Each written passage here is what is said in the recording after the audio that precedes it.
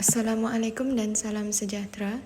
Saya Hayatun Syamila binti Adrin dengan nombor metrik BA2211069 yang merupakan pembentang pertama dan membentangkan pengenalan. Pandemik COVID-19 telah menjadi titik perubahan besar dalam sistem pengurusan maklumat dalam organisasi di seluruh dunia. Sebelum pandemik, kebanyakan organisasi mengamalkan kaedah tradisional yang menumpukan kepada kecekapan melalui proses manual, mesyuarat bersemuka dan sistem pengurusan yang terhad kepada lokasi fizikal. Namun, pandemik memaksa organisasi untuk beralih kepada penggunaan teknologi digital dan kerja jarak jauh. Dalam sektor pendidikan, kemajuan teknologi maklumat dan komunikasi ataupun TMK telah memperkenalkan konsep baharu seperti kepimpinan digital, kepimpinan maya dan e-leadership. Oleh itu, laporan ini akan membandingkan perubahan dalam pengurusan maklumat sebelum dan selepas pandemik dengan tumpuan kepada transformasi digital, pengurusan data berpusat, pembangunan kapasiti pekerja dan keselamatan maklumat. Selain itu, ia akan membincangkan cabaran yang dihadapi oleh organisasi dan mencadangkan langkah strategik. Tujuan laporan ini adalah untuk memberikan pandangan menyeluruh tentang perubahan landscape pengurusan maklumat serta bantu organisasi memahami kepentingan untuk terus berkembang dan bersedia menghadapi cabaran di masa hadapan. Salam sejahtera, saya Perli Birwal memegang Nometrix BA 22110592. Oke, di sini saya akan membentangkan yang pertama itu latar belakang. Dari segi latar belakang, yaitu perubahan dan cabaran sektor pendidikan akibat pandemik COVID-19. Oke, dari segi pra-pandemik COVID-19, sistem pengurusan maklumat lebih tertumpu kepada kaedah tradisional yang mana segala pengurusan dokumen dilakukan secara fizikal dan interaksi secara bersemuka serta penggunaan teknologi terhad. Oke, menurut Ahmed 2020, kebergantungan kepada infrastruktur fizikal dan interaksi manusia sebagai tunjang utama dalam operasi. Oke, dari segi pasca pandemik COVID-19 ialah terjadinya peralihan drastik kepada pendekatan digital dan teknologi yang mana penggunaan seperti Google Meet dalam pembelajaran serta pengurusan dalam talian dan sistem pengurusan maklumat yang fleksibel. Dari segi peranan EHRM, ia memudahkan pengurusan tenaga kerja melalui teknologi digital yang dinyatakan oleh Bendarok 2017 serta membantu tenaga pengajar dan pentadbiran terhadap latihan teknologi, pemantauan prestasi dalam talian serta penyelarasan tugas secara cekap. Fatihah binti Japri, nomor metrik BA 2210267 ingin membentangkan bahagian metodologi. Reka bentuk kajian ini yang dilaksanakan adalah melalui pendekatan secara kualitatif dengan menggunakan kaedah tinjauan. Kaedah tinjauan dalam kajian ini adalah menggunakan instrumen menemu bual informant. Kajian ini menggunakan data sekunder di mana maklumat yang diperolehi daripada artikel, jurnal atau sumber internet untuk menambahkan pengetahuan pengkaji berkaitan tajuk kajian dengan lebih mendalam. Pengkaji juga menggunakan data primer untuk melakukan kajian lapangan dengan menembual informan melalui platform Google Meet untuk menyokong hasil kajian yang diperolehi. Informan yang terlibat dalam kajian iaitu satu orang yang merupakan wakil dari sektor awam, iaitu Puan Rafidah binti Sabali yang bertugas sebagai guru bahasa Melayu di SMK Bedong, Kedah. Saya Fatihah binti Japri, nomor metrik BA 22110267 ingin membentangkan dapatan kajian iaitu latihan dan pembangunan.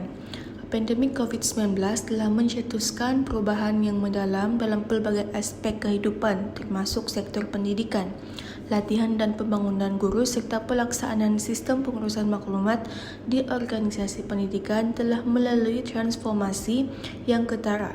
Dalam dapatan kajian ini akan membandingkan tema-tema penting sebelum dan selepas pandemik dengan memberi tumpuan kepada bagaimana perubahan ini mempengaruhi pengurusan maklumat dan proses pembelajaran. Sebelum pandemik COVID-19, sistem pengurusan maklumat di sekolah-sekolah berasaskan kepada proses manual dan tradisional. Data pelajar, rekod kehadiran dan laporan prestasi biasanya disimpan dalam bentuk kertas. Penggunaan teknologi dalam pengajaran adalah terhad dengan kebanyakan guru masih bergantung kepada kaedah pengajaran konvensional. Dalam konteks ini, latihan untuk guru lebih berfokus kepada teknik pengajaran tradisional tanpa penekanan yang mencukupi terhadap penggunaan teknologi moden. Dengan bermulanya pandemik, organisasi pendidikan terpaksa beradaptasi dengan cepat kepada norma baru. Terdapat peningkatan mendadak dalam penggunaan teknologi digital untuk pengajaran dan pembelajaran. Sistem pengurusan maklumat yang lebih canggih mula diperkenalkan seperti Learning Management System dan platform pembelajaran dalam talian lain seperti Google Classroom dan Microsoft Teams. Ini membolehkan guru mengurus pembelajaran secara dalam talian dengan lebih berkesan, memberikan akses kepada pelajar untuk belajar dari mana-mana lokasi tanpa batasan geografi. Perbandingan antara tema-tema penting pra dan pasca pandemik menunjukkan bahawa perubahan yang berlaku telah membawa kepada peningkatan ketara dalam sistem pengurusan maklumat di organisasi pendidikan. Dari pendekatan tradisional kepada pemanfaatan teknologi digital, latihan dan pembangunan guru kini lebih relevan dan berkesan. Adalah penilaian prestasi. Penilaian prestasi adalah satu komponen terpenting dalam sistem pendidikan yang bertujuan untuk menilai sejauh mana pelajar mencapai objektif pembelajaran yang telah ditetapkan. Sebelum pandemik COVID-19, penilaian prestasi lebih cenderung dilakukan secara tradisional dengan ujian bersemuka, projek dan tugas prestasi sebagai kaedah utama. Walau bagaimanapun, pandemik global yang melanda dunia pada tahun 2020 telah menyebabkan perubahan besar dalam cara penilaian prestasi dilaksanakan, terutamanya dengan peralihan kepada pembelajaran dalam talian dan penilaian jarak jauh tenaga pengajar. Perubahan ini juga menuntut pendidik untuk menyesuaikan strategi penilaian mereka bagi mengekalkan standard pendidikan dan memastikan keberkesanan penilaian prestasi walaupun dalam persekitaran serba baru. Sebelum pandemik COVID-19, penilaian prestasi dalam sektor pendidikan di Malaysia dijalankan melalui pendidikan tradisional yang memerlukan interaksi bersemuka dan kaedah manual. Proses ini melibatkan beberapa langkah penting yang berfokuskan kepada pengamatan langsung oleh pentadbir sekolah atau universiti. Guru dan pensyarah dinilai berdasarkan pencapaian akademik, tingkah laku di dalam kelas serta kehadiran dalam aktiviti sekolah atau universiti. Sebelum menjelang tahun 2020 di mana permulaan wabak COVID, kaedah penilaian secara tradisional ini secara tahunan dibuat bagi para guru dan pensyarah dan diminta untuk menjalani sesi penilaian dengan pentadbir secara bersemuka. Aziz dan Iqbal 2024 menyatakan bahawa penilaian prestasi yang dijalankan secara berkala membantu meningkatkan prestasi keseluruhannya pendidik dan memastikan mereka bekerja ke arah matlamat yang telah ditetapkan. Lanskap pengurusan sumber manusia HRM dalam sektor pendidikan telah berubah secara mendalam semasa pasca pandemik iaitu beralih kepada Electronic Human Resource Management EHRM yang memaksa institusi pendidikan untuk menyesuaikan diri dengan keperluan dan ketahanan dalam teknologi. Seiring dengan peralihan kepada jarak jauh dan pembelajaran dalam talian, institusi pendidikan di seluruh dunia terpaksa menyesuaikan strategi mereka dengan kaedah-kaedah baru untuk mengekalkan produktiviti dan motivasi. Penilaian prestasi EHRM pasca pandemik telah menjadi aspek yang sangat penting dalam memastikan bahawa tenaga pengajar dan pekerja pentadbir terus berfungsi secara efektif meskipun terdapat banyak cabaran berkaitan dengan kerja jarak jauh dan digitalisasi. Menurut Cikgu Rafida, penilaian prestasi yang dibuat oleh pentadbir berubah dari sebelumnya iaitu penilaian lebih bersifat kepada digitalisasi. Perkara ini sudah pun menjadi kebiasaan selepas pandemik yang bukan sahaja sektor pendidikan, malahan sektor-sektor lain.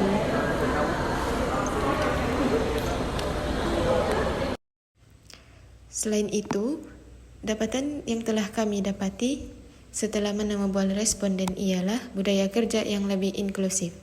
Pandemik COVID-19 telah membawa perubahan besar dalam sektor pendidikan, memaksa seluruh sistem beralih kepada norma baru. Sebelum pandemik, pendidikan di Malaysia berasaskan kaedah tradisional dengan penggunaan teknologi yang sangat minimum. Namun, pandemik menyebabkan peralihan mendadak kepada pengajaran dan pembelajaran di rumah ataupun PDPR, mencabar kemampuan guru untuk menyesuaikan diri dengan teknologi digital yang kompleks sambil mengekalkan elemen pembelajaran yang menyeronokkan. Ketika pasca pandemik, sektor pendidikan mula mengadaptasi strategi holistik bagi menjaga kesejahteraan guru melalui budaya kerja inklusif. Guru-guru saling memberi sokongan teknikal dan moral di samping mendapat latihan berkala dari pihak pentadbiran dan kerajaan. Budaya kerja yang inklusif ini terbukti berkesan dalam mewujudkan persekitaran kerja positif, mengurangkan tekanan dan meningkatkan keberkesanan pengajaran. Dari segi perbincangan, ia dibahagi kepada dua bahagian, iaitu kelemahan dan kelebihan. Okey, di sini saya akan membentangkan kelemahan HRM dan EHRM, yang mana HRM mempunyai kelemahan dari segi proses manual dan lambat, yang mana ia mengambil masa yang lama dalam memproses satu data yang menyebabkan kelewatan seperti kenaikan pangkat. Selain itu juga HRM ini juga akan mengalami kekangan dalam menganalisis dokumen yang terlalu banyak. Yang seterusnya ialah kelemahan kepada EHRM, iaitu yang mana ia akan berhadapan dengan risiko keselamatan data, iaitu sistem EHRM ini akan menyimpan data sensitif kaki tangan organisasi yang akan menjadi tumpuan utama kepada jenayah cyber. Selain itu juga EHRM ini juga akan menyebabkan pihak pengurusan akan diambil tindakan jika maklumat kaki tangan jatuh ke tangan yang tidak bertanggungjawab melalui Akta Perlindungan Data Pribadi 2010. Hai, nama saya Nur Amni binti Muhammad Kamil dengan nombor matriks BA 22110104. Saya akan menerangkan cadangan dalam kajian ini adalah menekankan transformasi digital. Organisasi harus mengutamakan penggunaan alat digital dan sistem maklumat untuk memudahkan kerja jarak jauh dan meningkatkan akses maklumat.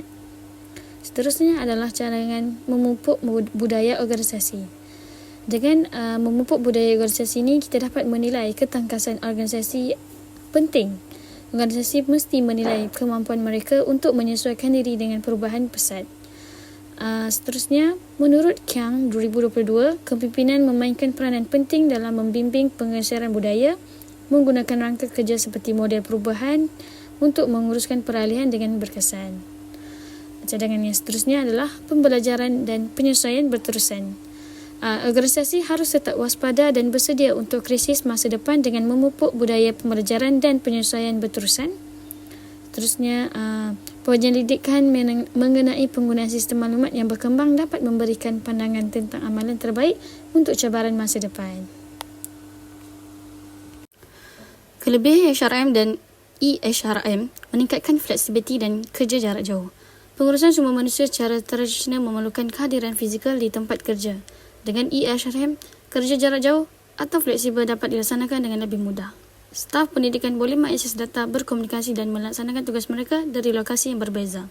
Seterusnya, ia dapat meningkatkan kecekapan pengurusan sumber manusia. Pengurusan sumber manusia dalam sektor pendidikan secara tradisional melibatkan proses manual seperti pengurusan rekod pekerja, penilaian prestasi dan pengurusan cuti yang memerlukan banyak masa dan tenaga. Secara kesimpulannya, daripada dapatan ini menunjukkan bahawa pandemik COVID-19 telah menyebabkan transformasi dalam sektor pendidikan, terutama dalam aspek pengurusan maklumat dan proses pembelajaran. Kementerian Pendidikan Malaysia juga telah mengambil inisiatif untuk menyediakan latihan yang relevan untuk memastikan guru dapat menggunakan alat digital secara berkesan. Pandemik telah menjadi pemangkin bagi perubahan positif dalam sektor pendidikan, mendorong inisiatif untuk terus berinovasi dan menyesuaikan diri dengan perkembangan teknologi. Transformasi ini penting untuk mempersiapkan pendidikan menghadapi cabaran pada masa depan.